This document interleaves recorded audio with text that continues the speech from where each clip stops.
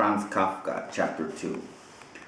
In certain parts of Burma, it is customary for friends of a dying man to assemble at his deathbed and remind him of the many good deeds he has done. This sacramental act of charity prepares him for the final step through the unknown gate, beyond which he then may confidently expect salvation, happiness, and eternal reward. It is symptomatic that many of Europe's and America's writers who appeal to the conscious reader consider our generation lost. Unlike the Burmese, their presence is accusing and their company conveys hardly a note of salvation or even the promise of healing.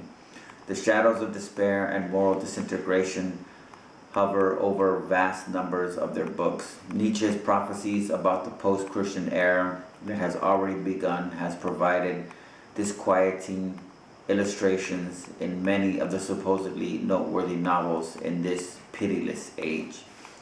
Kafka's pageant of accusation occupies the foremost rank among the recent European prophecies of doom. A considerable time before the First World War, and then in the years immediately following, he expressed the terror of life in such unforgettable images that comparisons with classical writers suggest themselves. It has become customary to relate him to Kierkegaard, Dostoevsky, and Nietzsche, apart from others. But one wonders whether such honors are justified. He counted these three among the many spiritual forebears that served him in shaping his pessimistic dream of man's destiny, but he had no share in passing on the greatness of their moral vision, their heroism in the face of defeat, or their transcendence beyond the human plane. He is, as it were, the outstanding heir of some of the debt to mankind which they left behind, their unpaid notes, their angry threats, and the uncanny rumors their voices had set in motion among the many who were unsure of the future. Kafka